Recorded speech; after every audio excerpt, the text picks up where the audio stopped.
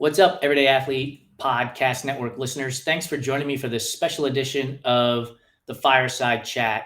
I will be talking to Meghan McCallum, who I met a number of months ago when I came across her profile on Instagram, and I was instantly drawn to her story based on her profile, talking about being a breast cancer slayer. And she's out here racing triathlons, and it was just something that I was drawn to, and I wanted to chat with her. So we're going to have a conversation with her today in a few seconds. But before I bring Meghan on, I want to remind you to please subscribe, rate, and review the Everyday Athlete Podcast Network on your favorite podcast platform. And I'm asking you for 5 stars. And if you're inclined to give us anything less than 5 stars, please take a moment and email me, jason@runtrimag.com, before you do so, because I want to make sure that we do everything we can to earn your 5-star review and bring you all of the content in a way that you want to enjoy it. Again, jason@runtrimag.com. It really does help. It costs you nothing, and it allows us to bring great guests like Meghan on, who are ready, willing, and able to share their stories. So without any further rambling from me, let's bring Meghan on and let's have some fun. Meghan, how are you? I am doing well, Jason. Thanks for having me.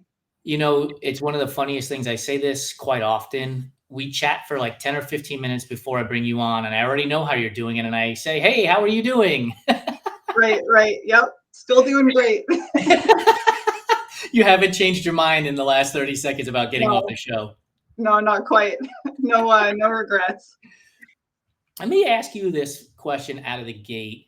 And it's one of our icebreaker questions. And so we want to set the mood and the tone for having fun in this conversation. Pineapple on pizza, yay or nay? Oh, man. Okay. So as somebody who grew up in Canada, and it's very popular in Canada, I would say I would tolerate it if it's offered to me. Like if it's an option and it's something to eat, sure. If it's my choice, I usually wouldn't order it. No. Okay, cool. So the polite option. Yeah, I will take that as I don't like it. But I won't tell somebody I don't like it. Right. I wouldn't refuse to eat it by any means. I should also note, though, that I don't eat cheese. I'm lactose intolerant. So Either way, I'm turning down pizza way more than I would want to anyway. It breaks my heart to turn away pizza. But yeah, there you have it. So in that scenario, we go to focaccia because we could just have bread without the cheese. Right. Yeah. Let's get started with the conversation. Thank you for answering my ridiculous question. What was your first thought when this stranger from Run Try Bike with this Pride logo, Pride flag logo, reaches out and says, "Hey, I'd love to talk to you about your story." Like, what was the first reaction? I mean, it was really like the logo, like you said, that drew my attention. It was so like something that really stood out to me visually on Instagram, as you know, we spend time kind of mindlessly scrolling. Yeah. And the logo really stood out to me. And I immediately recognized that, like, here's a pride flag. I identify as queer, so I'm going to see what this is all about. And it's triathlon, which is like my, number one biggest hobby and such a big part of my life. So it immediately was identifiable to me as something that I wanted to know more about. So I'm really glad that you messaged me pretty quickly and wanted to chat. And as you could probably tell from my Instagram profile, I'm very open about my experience with breast cancer and with a variety of other things. So, I'm glad that you did decide to reach out, and it was probably clear right away that I was more than willing to chat with you and share my story. Yeah, like your bio, it says every day is a bonus checkpoint. And that was enough of a pull for me because I feel the same way in that, we only get one chance at this life in this world, and we need to embrace it and enjoy it. But then I realized why you put that up there, because you say that you're a triple negative, breast cancer slayer. And cancer is something that we have all been impacted by one way or the other, right? Whether we've had family, friends, or we've gone through it ourselves. Cancer is something that is always around us.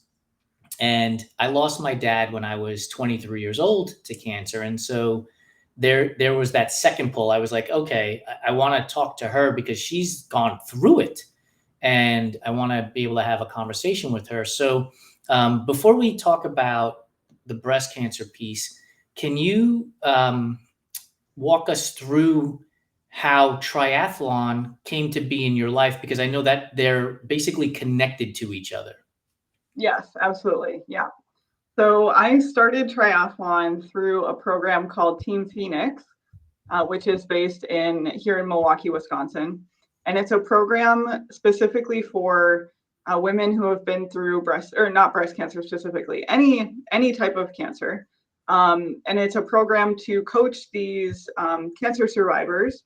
And when I say the word survivor, I mean that generally as anyone who's been diagnosed with cancer. So it does not mean that when I use it, it does not signify that this person has like made it to a certain landmark of any kind, whether that's like finishing treatment, remission, anything like that. But so just to explain that when I say survivor, I mean literally anyone who's been diagnosed with cancer, no matter where they are in that experience. But so Team Phoenix is for female cancer survivors, coaching them through I believe it's a 12-week program, and really taking them from wherever they're at. So there's no previous experience needed beyond getting the approval of our oncologist to make sure that we are safely doing this.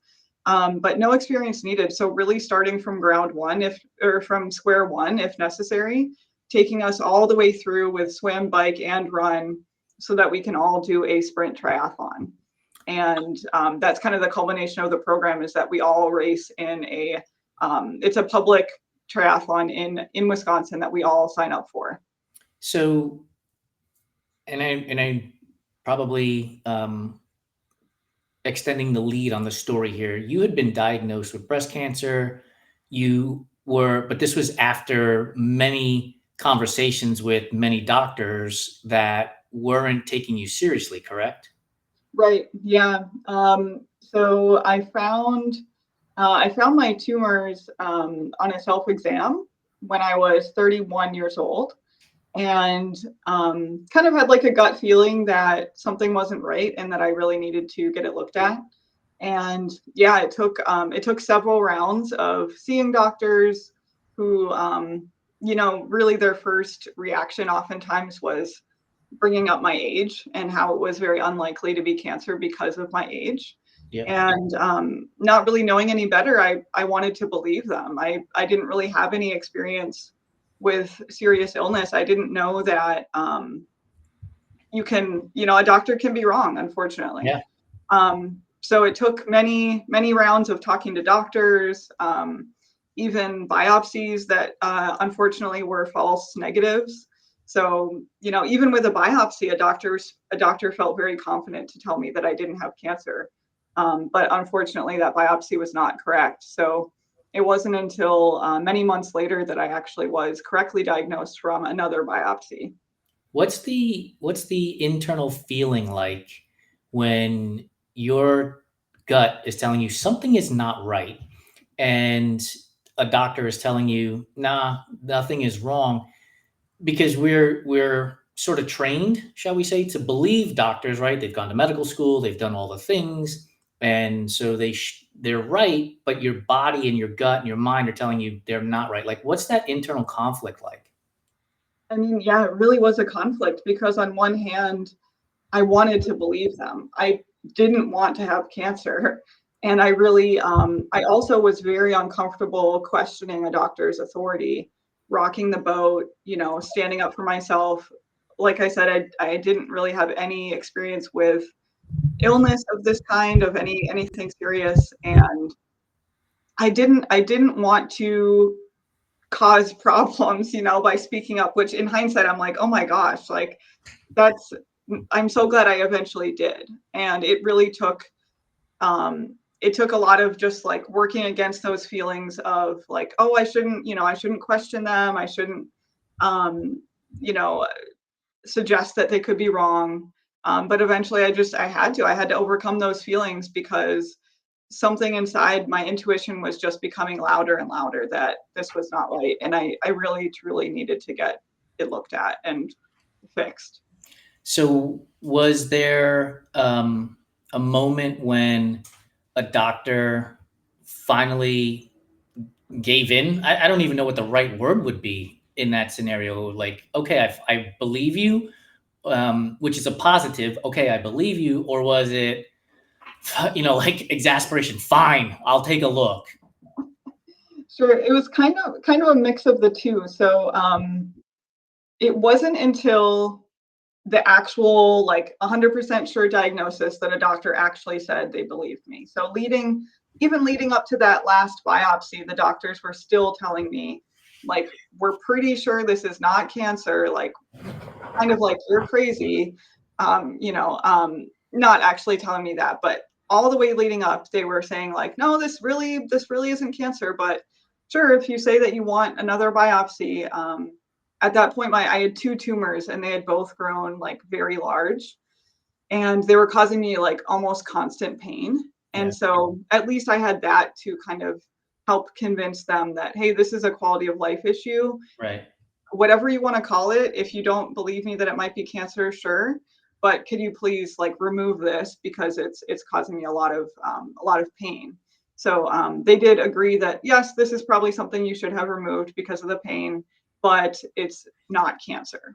Yeah, and so it wasn't until I got the that biopsy, anytime something's biopsied, it's sent to pathology, and that's when they really figure out like, what is this. And so after those results came back, a doctor called me, the surgeon who did the biopsy called me and said that was the first time he, even came close to saying that it was cancer, because at that point it was. So I'm my mind is bouncing all over the place with this internal conflict again, because now you have verification that it's cancer, right? Which I'm imagining that there's a part of you that is like, I knew it, right? Oh Which is yeah. like an elation. And then you're like, and it's cancer. And you're like, fuck, it's cancer. Like, Yeah. what's that internal conversation like? Yeah. So there was a lot of immediate emotions. One of them being anger, unfortunately. As much as I really try not to hold on to anger, I did feel very angry. I felt like I had been majorly let down, to put it lightly. I felt like doctors hadn't listened to me. I immediately thought all the way back to months prior, back in, it was July when I had first found it on my own. And this was now December. So I was immediately thinking back to all those months I had spent, in confusion with doctors telling me, it's fine, it's not cancer. And internally I was, wondering and questioning. And I mean, it was becoming almost a constantly occupying my mind. So Yeah. anger, flashbacks to everything that had passed since then. Um, and I mean, just even though I had that intuition, it also was a shock to feel like this is finally real, like this has been confirmed. And that was a very distinct, different feeling than that like kind of nagging intuition where I thought it might be cancer, but it didn't truly become real until that moment. So, did you have to go through chemo, radiation, surgery, all of the above, some of the above? Yeah, so all the above. So for me, the order was chemo first, then surgery, then radiation, and then a couple more surgeries after to like kind of do the final reconstruction stuff and to take out my chemo port. Uh-huh. And so when it's all said and done, and you've gone through this process, and you found Team Phoenix all along the way, what's it like when the doctors tell you they've gotten everything and you've already started your triathlon journey? Like, what's that feeling like? Yeah, well, actually, so the triathlon, Team Phoenix didn't come along until actually a couple years later. Oh, okay. First of all, for my I just needed more time to heal, but also with COVID, the Team Phoenix program got shut down. Okay. And so I was going through treatment in 2019. So this was right before everything just came to a halt. Um, Before you answer that, then, sure. like, all of this is happening in 2019 before everything comes to a halt. Is there a moment during COVID when you're like, holy shit, if this timing was slightly different, my whole world is different. Yes, absolutely. That was very top of mind for me. When things started shutting down and things things started to become more public knowledge about like what does immunocompromisation mean? Mm-hmm. What Why would somebody want to wear a mask? Things like that. These were Right. things that were already in my mind as someone going through cancer. I already was immunocompromised. I already was wearing masks. I already was using hand sanitizer. And so when everyone kind of woke up to all this, or it became more general public knowledge, that was one of the first things in my mind, like, oh my gosh, now everyone is kind of being drawn into this world that I've already kind of been in a different sense, but very similar types of precautions being taken. And along the way, I had made a lot of friends in the cancer world, and unfortunately, a lot of people going through cancer at that time were in a very unique position where they were even more isolated than normal. Yeah. So we have to be careful anyway if you're going through cancer treatment, but I mean, especially during, and we didn't know anything about COVID. There was no vaccine. We didn't, things were so up in the air. So I was just thinking of all these friends who were put under like even more challenging circumstances. And now, going to the hospital for chemo or surgery, they had to go alone.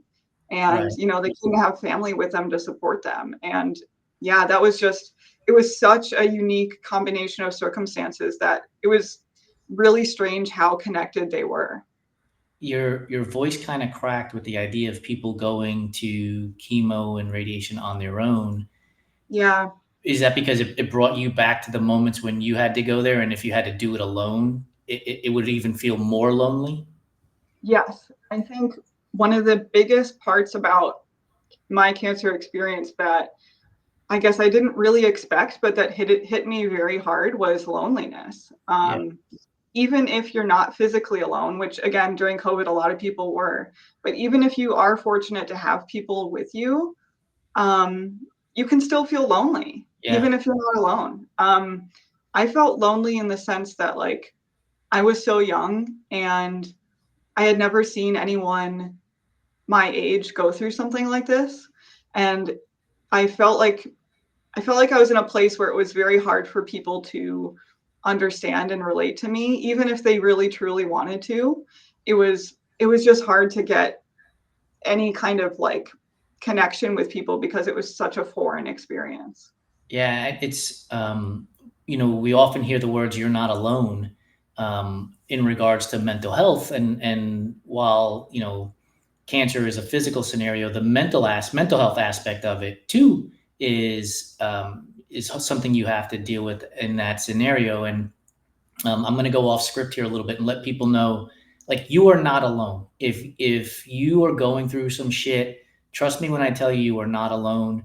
For the last few days, I've been battling my own mental health in terms of struggling, and am I doing enough? Where are we going? That kind of stuff. And I know, because I get to talk to people like you. Like, I've been fortunate enough to put up this podcast and this business that I get to talk to a lot of different people and witness and hear from them. So it helps me get my bearings, shall we say, a little bit straighter. But people are not alone, for sure. And so that's just a PSA, shall we say. Yeah. So you find Team Phoenix this after COVID, then, I presume.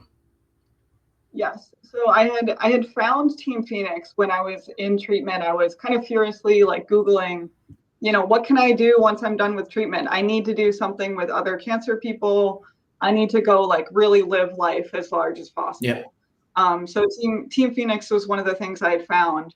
Do you mind me And asking then what it you, was, what do you remember the exact phrase or keywords that you searched for? Because I'm blown away by how people find things, and oh, we all sure. think differently. And so, like you said, I was searching for women cancer, and I'm like, okay, what would I type in? Would I type in activities for women who have gone through cancer? Like, what was the phrasing you used? Oh, that's such a good question. Maybe after this I'll dig through and see if I still have like my browser history from 2019, which for probably security reasons I probably shouldn't keep my computer data for that long. But gosh, I was probably Googling something like adventure activities, cancer survivors. Specifically, I was looking for ways to connect with younger people, since for me that was one of the more isolating parts that I felt, was that I was so young. But Team Phoenix actually was not. It's not age specific, so it's actually all ages, like above 18, I think. But it must have been like cancer survivor activities or something like that. because Because triathlon in any way was not on my radar at all. So I was not Googling triathlon specifically. I often think about the good fortune I have had in how certain things have transpired in my life. And so, if you would have changed one or two words in your Google search, maybe Team Phoenix doesn't show up. And I think about that, and I wonder if that's something you think about. Like, if I had looked for something different, if I didn't look for young cancer survivors or whatever one word might be, and you said triathlon wasn't on your radar, maybe you're in, a crocheting club or a book club instead. Yeah, yeah, that's so true. It's wild. Life can be I mean, maybe I would have found triathlon eventually, but it would have, even if I had entered triathlon separately from Team Phoenix, I mean, the entire story would have been different. right. Yeah, life is wild, and I don't think we take enough stock and inventory on the steps that we have taken to get to a particular place. So, what was the appeal to Team Phoenix? Triathlon wasn't on your radar. It's not age specific, and you were looking for something for younger people. Like, what was the draw? What was the appeal? The appeal, well, number one, it was a local program. So I loved the idea that I could meet people. And again, when I originally found this was pre-COVID. So at that time, all I wanted to do was go out and meet a bunch of strangers, you Yeah. know. Um, so it was with people, it was local.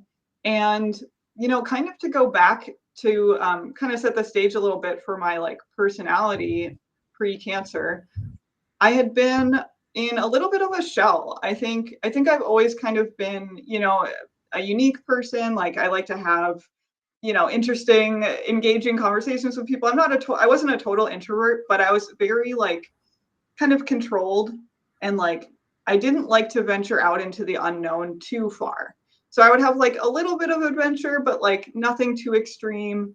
I wasn't necessarily trying things that were like super hard to the point where I wasn't sure if I could do Right. it. And that really ties in with the example of like, I was afraid to question my doctor's authority. So I like to keep things kind of like under control, not rock the boat, um, not try things that were going to be an extreme challenge in some way or really unpredictable.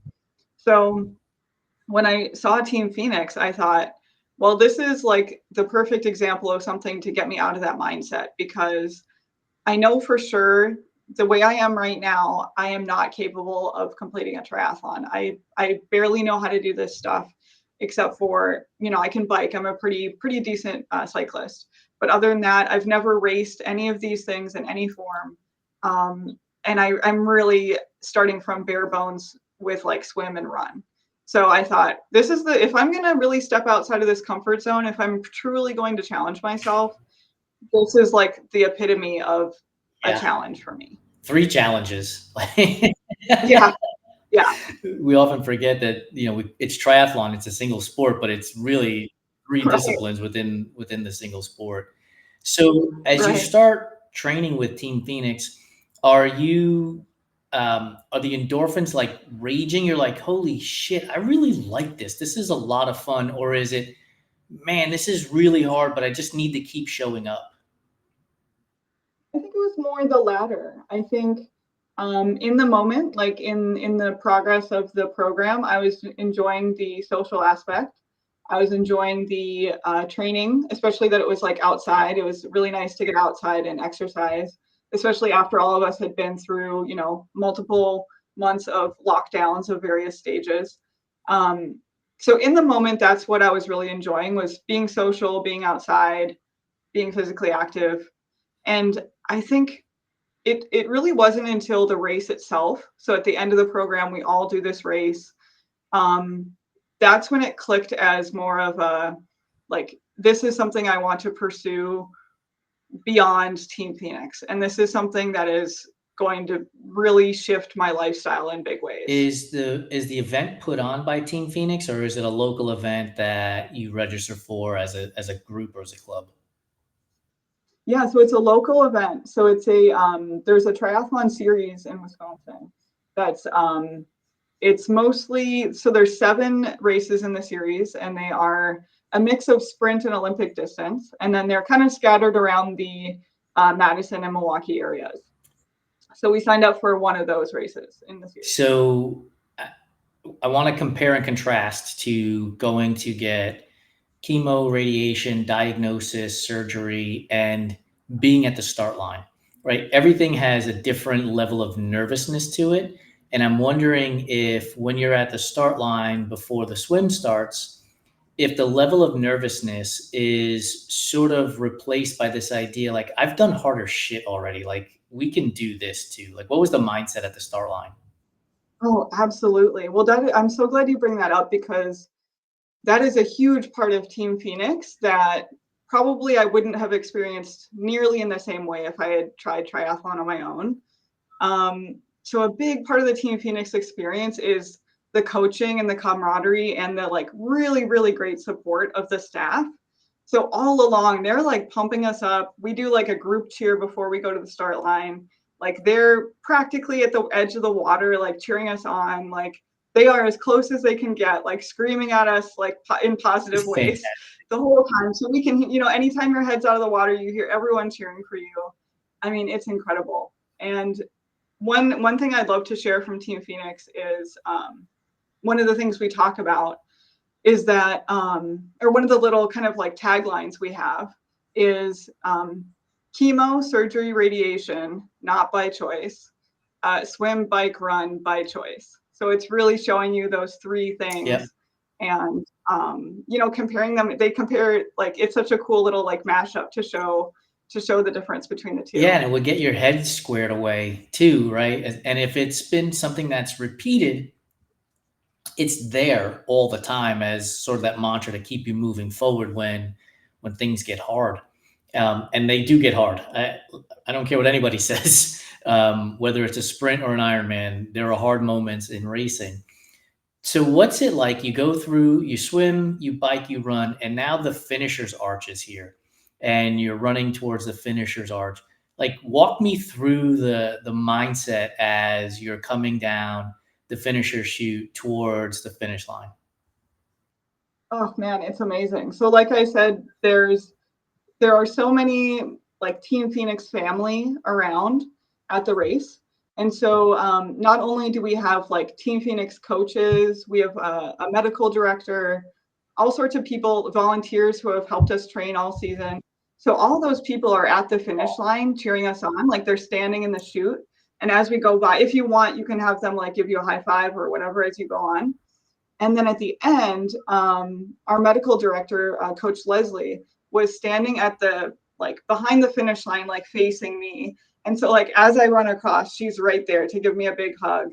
And you could also choose, like, you could arrange with Team Phoenix beforehand, like, do you want someone from the coaching staff to, like, give you your medal, or do you want what else could you say? You could ask, like, if you had a family member or friend, like, do you want them? But you can basically indicate, like, who do you want to give you your medal, and they'll be there, like, waiting to put it on. How So it was really That sweet. is super cool, right? Because you've just done something hard and then done something hard, meaning you've gone through cancer and now you've done this first sprint, and to have that amount of support, one throughout the whole day, but now somebody to celebrate a positive, a super positive, shall we say, in that moment has got to be amazing.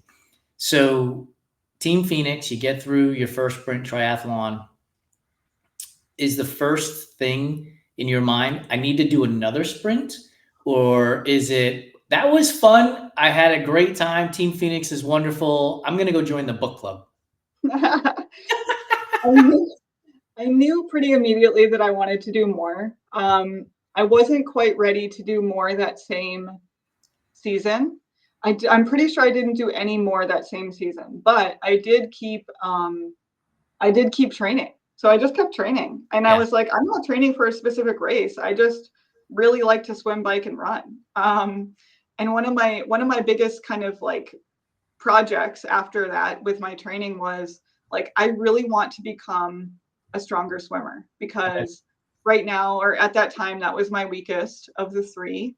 And I knew that that was going to hold me back from doing longer distances. So I knew, like, oh, I really want to do I want to do an Olympic next season. I was pretty sure I wanted to, like, the next year to do an Olympic.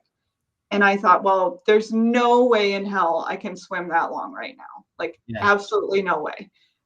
So I knew, well, I guess I'll just have to buck up and sign up for my like local master swim workout. And so that was kind of my big project, and just kept on with the running and biking too. Do you recall what the no way was? Was it I will get fatigued so much? Was it like what was the it seems too far? What was the no way part of the I can't do that Olympic swim?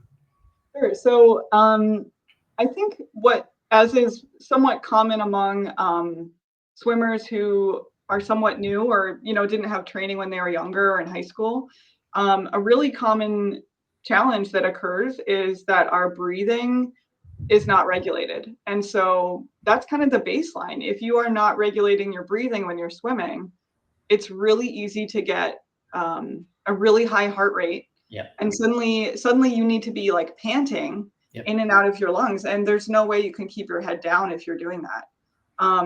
And so really, I mean, to put it very simply, obviously, really my problem was my breathing, Yeah. and a lot of technique I just needed to work on, but my breathing was so off that I couldn't keep up the I think physically I could keep up the repetition of what the body is doing, except for the breathing. Yeah. I would start to get really out of breath. My heart rate would be way too high, and at that point, you're not going to be in the correct position in the water.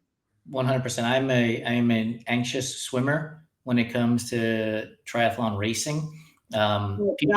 People around you, distances. Like I to this day, I've been at the start line of 9 Ironman distance races, and regardless of how experienced I have become, those buoys always look further and further and further away, right? Like, Me too. yeah, It's like you're like, is this an optical illusion? Who put that out there? you're like, there's no way that's only 600 meters. Like, that's got to be Yeah. in another state. That's so far away. You know? Totally.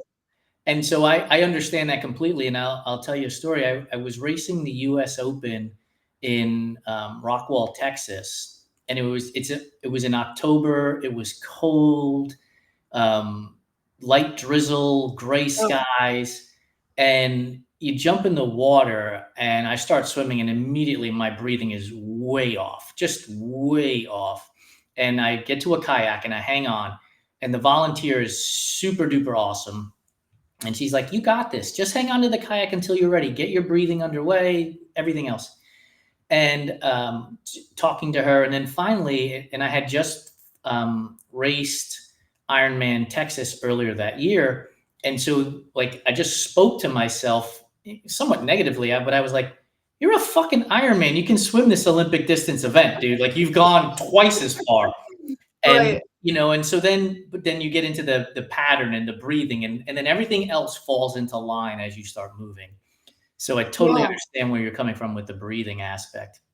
Yeah, I think that's so common. Like you said, even strong swimmers, if you get a little bit like in your head, that can throw off your whole swim. It's incredible how much breathing is really necessary. Yeah, because it's the exact opposite of living, right? You're putting your face in the water to not Right. breathe, right? It's And not you're like, natural. right, it's not That's natural what at I tell all. people. I'm like, don't get too hard on yourself if you are having trouble with that. It's your natural instinct to be like, no, I should not be putting my face down in the water where I can't breathe.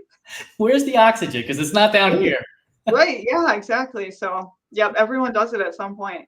So you did register for the Olympic event, correct? Yeah, so my next season I did a few races, and one of them was an Olympic. Yeah. And what was that sense of accomplishment where you're like, okay, I've done, now a handful of sprints and I've gotten through this Olympic. I want to go to the next distance, or was it I'm going to get better at the Olympic distance before I tackle it because I don't think I'm ready for it yet?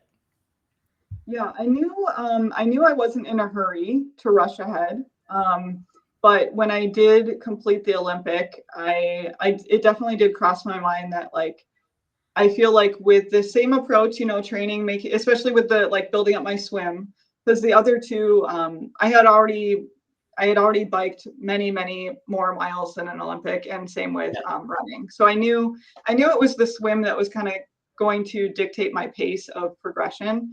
So I was like, okay, if I just keep on this path, my next step then would be to build up my swim a little longer, and then I can do a half iron. So that was kind of just the long-term approach, but I certainly did not feel like in a rush to get to a half Yeah. iron right away.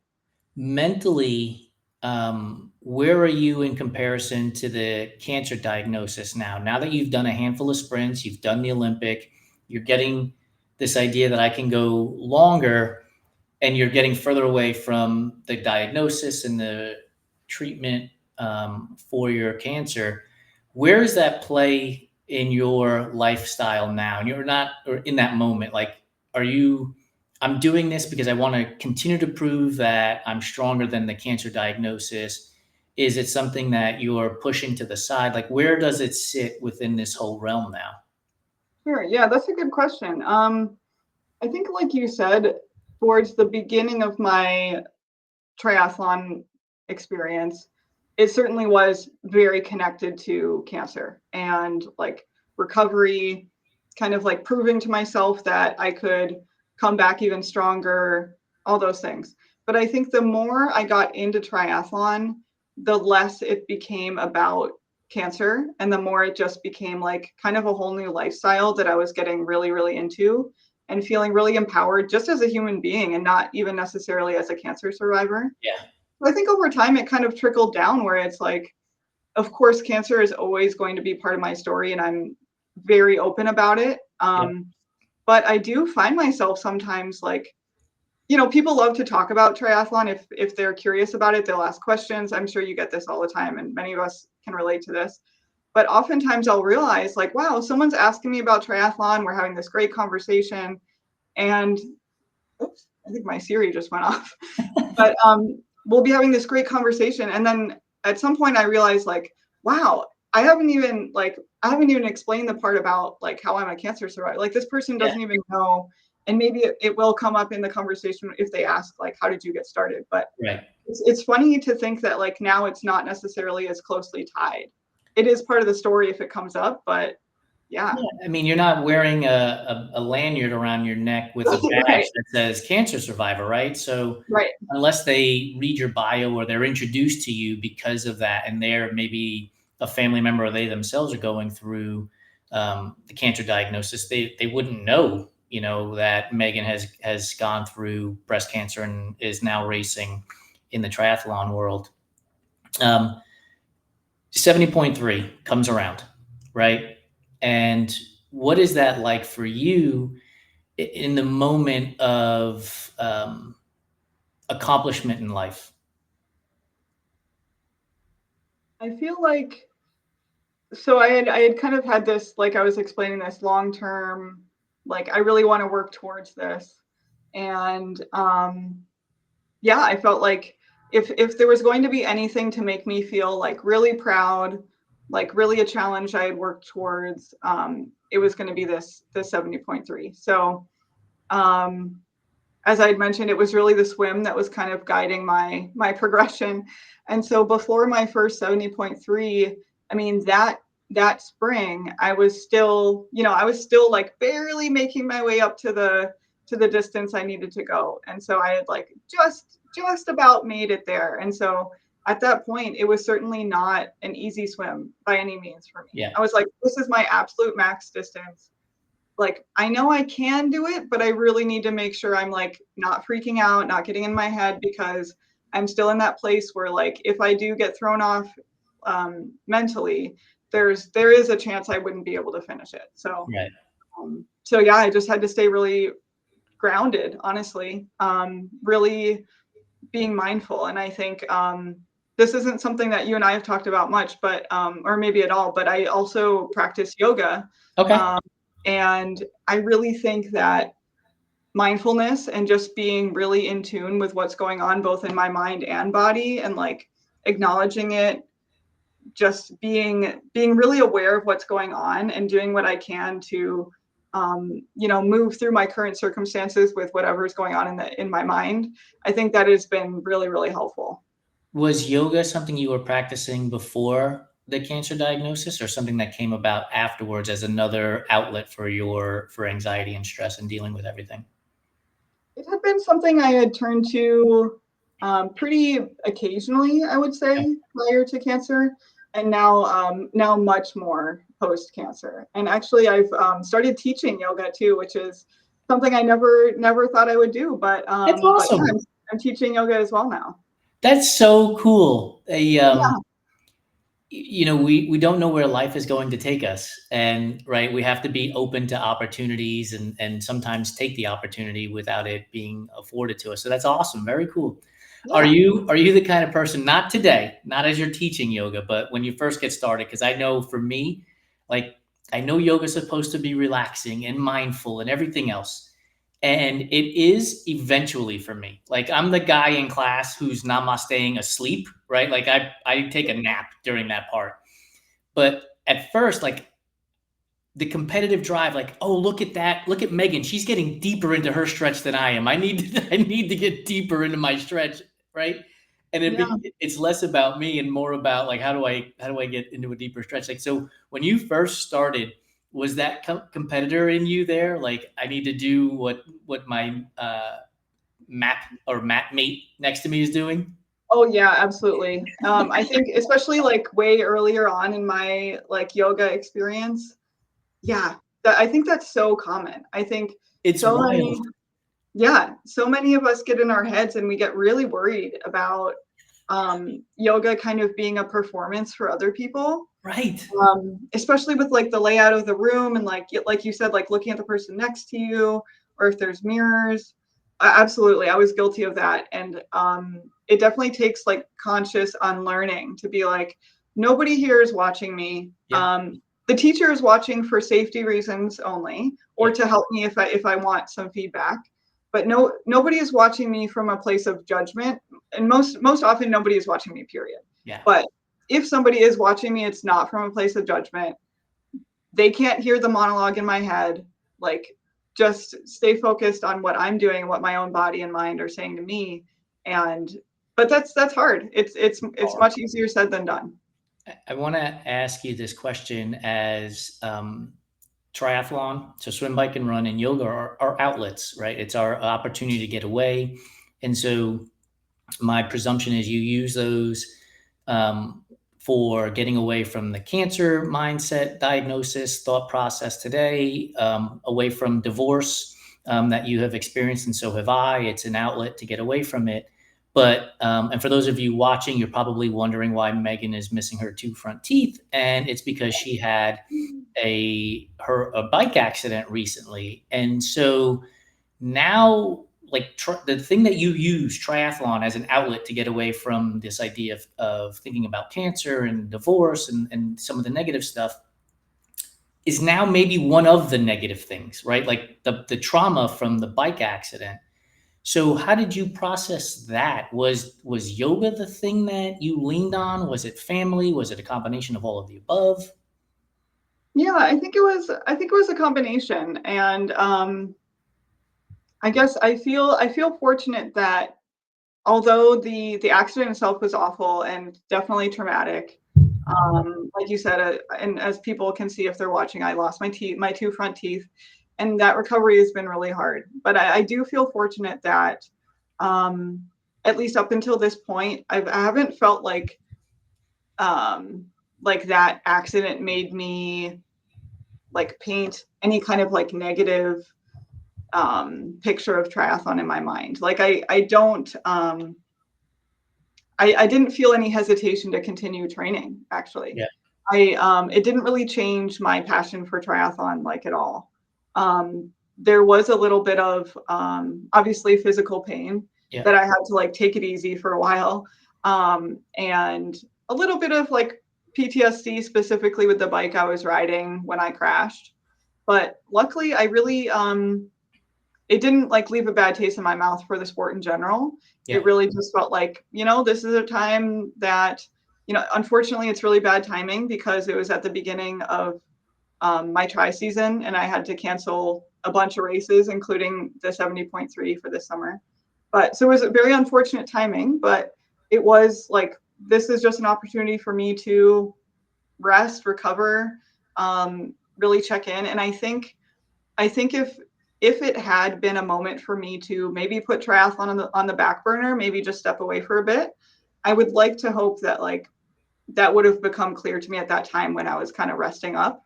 And if I had heard that little voice, I would have, I think, listened to it and at least just given myself some time to reflect on that. And yeah, ultimately I did end up taking the rest of the season off as far as like races go, Hmm. but but that was simply from like a recovery standpoint. It's by no means like out of the picture. Right. Years ago, I had a really horrific bike wreck myself to where the helmet actually split. Oh my Yeah, gosh. it was a bad one. And you and I talked about this in pre-show. Like you got back on your bike, and I did too. I actually got on my bike the very next day. I Wow. had a doctor check me out while I was fortunate enough to be riding with a doctor, and he was like, "Yeah, I don't see eyes dilated or anything like that, so you don't have a concussion." So the helmet did its job. Um, Wow. but the very next day I got back on the bike and I went into a controlled area around the Texas Motor Speedway, no cars, like just I think it's 4 or 5 mile loop. And I was like, I just need to be on my bike to put away the fear that I think might come about from riding the bike if I let it go too long. I'll be Right. Yeah. fearful of getting back on the bike. Right. But I will tell you this, like my nervousness about riding didn't go away for like about a year and a half, riding in a group. Riding by myself, I was fine, Oh, sure. but riding in a group, I was very nervous because that's where the accident occurred. I had Okay. rubbed tires with another cyclist in this middle of this big group, and I went down. Um, and so when you got back on your bike, and I presume you've continued to ride your bike, are there moments of awareness, shall we say, not fear but awareness, like, okay, check your surroundings, make sure that things are okay before you keep moving forward? Yeah, absolutely. And I would say, especially my first few rides back, I was a lot more like tuned into potential hazards. Not to say that typically I ride in an unsafe manner, but I was really just kind of hyper aware of like the dangers of, it was simply a flat road where I crashed. There was no identifiable hazards. It was not caused by a car, another cyclist, anything. So Right. that just made me really aware that like an accident can happen for seemingly no reason, and I just need to be ready and aware of what's going on. And um, yeah, I think a big milestone for me was riding past the spot where I crashed, like riding that same course again. That took me a while to Yeah. like even just go through that intersection again and kind of relive it. But Yeah. yeah, it is much more like top of mind right now. Again, and we talked about this with being at the start line and your first sprint triathlon and getting through things. Like, I've done harder shit. I've battled cancer. Did that come into play here as well? After, as you're recovering from the bike wreck, are you thinking to yourself, I've done harder shit. Yes, I'm missing my 2 teeth, and yeah, I'm going to have surgery, but these aren't life-threatening scenarios anymore. Is that perspective for you? Yeah, absolutely. I think my cancer experience has really informed almost any kind of like medical stuff going forward. I Yeah. feel a lot more empowered on like how to get the information I need, ask my doctors questions, stand up for myself if I feel like I'm not getting the right care. All those things I have in my pocket now to like process and navigate the experience a little more easily. And also physically, like, I mean, obviously with this crash, I have this big physical evidence of my teeth being missing. Obviously something has happened to me. And I think there's a little bit of like self-consciousness when we have something physical about ourselves that's very obvious to the general public. And I think it's helped me that I have gone through cancer before. And so like I've walked around with like a bald head, like no eyebrows, no eyelashes, nothing, like looking very physically ill. Like I'm used to that. And while I will say I'm not comfortable with Right. that, I wasn't comfortable and I would not want to be in that place again. But I'm familiar with the feeling of like going about life looking different and looking like something happened to me or that I'm sick. Right. So I think like going around with my teeth missing, it was, I'm a little bit self-conscious once in a while, but I got used to it pretty fast. And like I've been teaching yoga with no teeth. Like people, the vast majority of people are super nice. And the people who do judge me or whatever for my teeth, I'm like, we can just not pay attention to those people. Right. Yeah. So what's your favorite joke to tell when somebody brings up that you're missing your 2 teeth? There's a couple. So the first is, well, you should see the other guy. Of course. And kind of related. I mean, these two could be used at the same time. I was in Canada when I crashed. Yep. And so the joke, of course, is that I was like playing hockey and got my teeth knocked out by the puck. I'm laughing now, but I will tell you, when I saw the pictures on Instagram, I was shocked and heartbroken because I knew that you were up there for the 70.3. And so how did you deal with that part of it? I'm heartbroken for you and I didn't train for the event. How did you deal with that, knowing that the 70.3 that you were training for was not going to happen and pushed back for however long it needed to be pushed back for? Yeah, it was hard. I won't sugarcoat it. It was pretty heartbreaking, with that being my biggest race of the year. So it's something I'm really thinking about and working towards all year round. And I would say the one kind of like silver lining, I guess, is that there was no mistaking. Like I pretty much had my answer right away as soon as I Right. crashed. Like I was in the ER, getting like stitched up by this ER doctor, and this dentist is coming by, like telling me I need to have my teeth pulled, all this stuff, and the ER doctor said like immediately, like, you're, just so you know, like you're not going to be racing next week.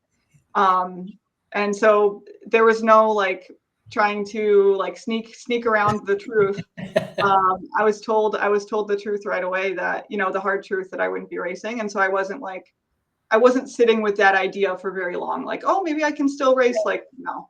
So I think just ripping the band-aid off right away kind of helped, and not like not misleading myself into believing that I would still be racing. But I would say that day, the day of the race, was hard. Yeah.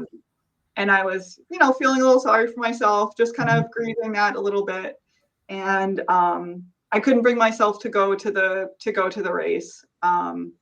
But the cool thing I did was, my dad. So I was with my dad, and he was like, let's go for a ride today. And he has an e-bike, and we like to go on rides together. And so we just went for like a really chill, nice ride and got some coffee. And it was a really nice, plan B. So I don't regret that plan B at all. That's awesome. That, Yeah. good on your dad for getting you away from it for a moment to not think about it and have that time together. That's super cool.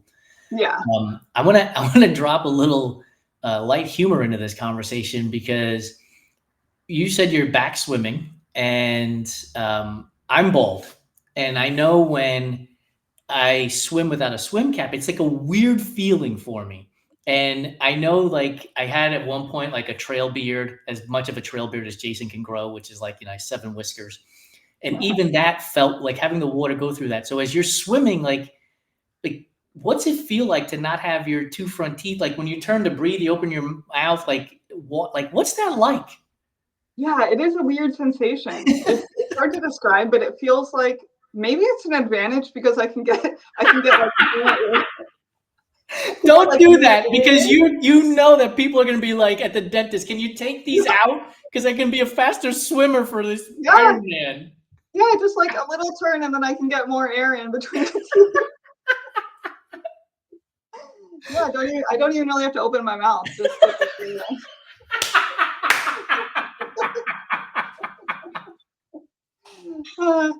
Yeah, Public, don't go to the dentist asking yeah. for this. Don't do it. I don't recommend it, but who knows? Maybe I have an advantage now. Oh my goodness, that's fantastic. I don't even have to open my mouth. If you're only listening to this episode, go to YouTube right now and watch it. That was awesome. So the recovery for the surgery and everything else is how long is this going to take? Oh gosh, it's like a multi-step process, and I'm just learning this as we go. So, Okay. but from what I understand, each step kind of depends. Like moving on to the next step kind of depends on how that previous step goes and Gotcha. body recovery, speed of recovery, things like that. But I think a good guess is that I will probably have teeth put in about a year. I Okay. think. So we'll see. For now, I have just yesterday, I got a retainer that has two fake teeth in the front. Okay. So does it look like in your mind that there will be racing next season then? Oh gosh, if I have anything to say about it, yes. I am so ready to go. I am amped up, ready for next season for sure. That's awesome. Yeah. You have been such a great guest. We're bumping up on time here, and we always close with some food conversations. And I know we talked a little bit earlier about eating nowadays with your teeth being what they are, and blended chicken is not something that's on the menu. Oh, please, no, no. Like, I always ask about Oreos. So, are you an Oreos fan? And if so, give me the OG Oreo, the double stuff, the mega, the thin, or the cakester? Yeah, so I'm a classic OG Oreo, absolutely. And they are one of my go-to treats for like a long bike ride. Oh, I'll really? bring, oh yeah, absolutely. Yeah. I'll bring like a little stack of Oreos like in a frame bag. Yeah. And yeah, that's one of my little snacks. Have you seen that they now have them? I think they're called, I think they actually call them stackers. And so it Oh, comes in a box where you can pluck them out like this, like in stackers. So you could probably get it on the frame somehow and be able to pluck them out. like in my little like bento box or Yeah, something. Oh my exactly. gosh, perfect. Yeah. Yeah. Yep, that sounds great. I had John Hudson on our show yesterday, and so his will be published before this episode comes out. But we were talking about the plastic, the peel back and on the packaging, and how like that very first cookie is impossible to get out, right? Yeah. Right, because you Yeah. don't want to break anything, and so we have come up with this idea of like creating like Oreo tweezers, so you can grab that first cookie. Nice. Yeah, I love it. We'll have to. Joe Harden is one of our podcast hosts and a big part of the Run Try Bike community. He's an engineer, master wood craftsman. So we might have to pluck him to create one of these things and sell them by the dozens. Yeah, Uh, absolutely. so OG Oreo, very good. Chocolate candy. What is your favorite chocolate candy? Oh, chocolate candy. Good question. I guess I would say like Justin's peanut butter cups. Yeah, Yeah. over Reese's, huh? Yeah, I think the not to be like a chocolate snob, but I think Be the a chocolate chocolate snob. Be you. I think the chocolate quality of other brands, I prefer chocolate that's not Hershey's, I should say. That makes Um, total sense. yeah, I think Justin's chocolate quality is better. Yeah. Non-chocolate candy. What's your favorite? Non-chocolate candy. Okay, so normally I'm not much of a candy person just in general, but I have totally fallen into this like in the gravel cycling world and some other sports. People are getting super into the like gummy nerds clusters. Yes, 100%. I think runners are really into them too. Yeah. And So I'm like, oh my gosh, yeah, count me in because these things are like crack. I'm not sure if you know this, but we have the Everyday Athlete Clubhouse, which is a community within the Run Try Bike community. and we actually mail people a welcome box when they join. And Cool. part of that welcome box is Oreos, it's Nerd Clusters, and Pop-Tart Crunchies, because who doesn't want any of that stuff? That's amazing. I love Yeah. it. Yeah. Yeah, those Yeah, things are great. they're so good. Favorite flavor of ice cream? Ooh, any of the Ben and Jerry's vegan flavors. Yes. Let's see. They have like a strawberry cheesecake one that I've really been getting into. So good. So Yeah. good. What's going inside of Megan's favorite burrito? Ooh, burrito. Okay. Rice and beans for sure. Guac. Like a medium, mild to medium salsa. Unfortunately, I can't handle the heat very well.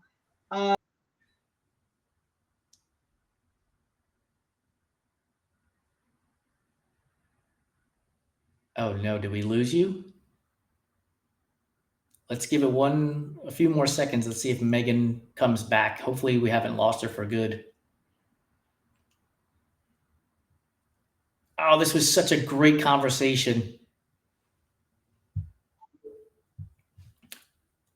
Oh, let's see if she came back here.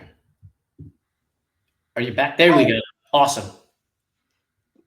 We do things live here, people. Things go wrong. It's technology. Maybe I think you may have missed it, but I said I would do salmon for my to finish off my Interesting. burrito. I have Yeah. never heard of salmon inside of a burrito. That's amazing. Oh, so good. Mm-hmm. Really? Wow, blown away. Seriously, But that's I'm kind of obsessed with salmon, so I might be biased. That's I have okay. can I show you a tattoo on my arm? Yes. Oh, look at that. It's a salmon with lemon. And it says slam and salmon. You're going to become a great swimmer if you've got salmon tattooed on your I arm. know, right? It's Swimming the destined to wrong way happen. too. Yeah, if you get turned around during the race, you just be like, "Look, I'm salmon. I swim I'm upstream." That's what salmon happens. against the flow. Last question before I let you go in the food world. A tray of brownies has come out of the oven. It's sitting on the counter long enough that you can cut it without making a mess out of it. Are you going into the corner? Are you grabbing an edge? Or are you going into the middle for the ooey gooey? Ooh, definitely the corner so I get those two edges. Yes. You need a handle. You got to have something to hold on to. Yeah, absolutely. Yeah. I don't understand these people who go right to the center ooey gooey. No. I have napkins everywhere. They're always in my pockets, in my hoodies, in my car. Because the moment my hands get dirty, I got to wipe them off. And so the idea of holding the brownie with the ooey gooey and having it melt on my hands, I'm out. I just can't. Yeah. Yeah, I feel you. What's going on top of the brownie? Anything? Vanilla ice cream, walnuts, pecans, caramel sauce? I think just plain. Yeah. Nice. Straight, you're the OG Oreo eater and the OG brownie. Gotta love it. Yeah. Is that you too for both of those? Keep it simple. Oh, I have another one for you. Every household at some point, or every family at some point, I should say, has a bowl of candy. It's usually at an aunt's house or a grandma, and it has three things. It either has the butterscotch, it has the swirled mint, or it has the strawberry in the strawberry wrapper with that jelly fill or whatever it is. You can only take one of those out of the candy bowl. Which one are you taking? Okay, so I think I would go for the butterscotch. Yeah. I think like a Werther's Original. Yes, so good. Yeah. So good. I didn't include the Brock's hard caramel. You remember that thing? I have zero doubt that a dentist invented that thing, right? Because it's just super hard. It gets stuck in your teeth. Yeah, totally. Oh, awesome. Megan, thank you so much for joining me on this show. And thank you for your patience and rescheduling. I really appreciate you. Yeah, of course. Thanks, Jason. I'll talk to you soon. All right. Bye. For those of you who stuck around for this entire show, thank you so much. Time is the greatest gift that we can give to each other, and you gave me the gift of your time, and I cannot thank you enough. Please don't forget to subscribe, rate, and review the Everyday Athlete Podcast Network on your favorite podcast platform. I'm asking you for 5 stars. If you want to give something less than that, email me first, jason@runtrimag.com, so that I can get better at producing these shows, asking better questions, and making it a show that you want to give 5 stars to. Have a great one, and we'll see you next time on Fireside Chat.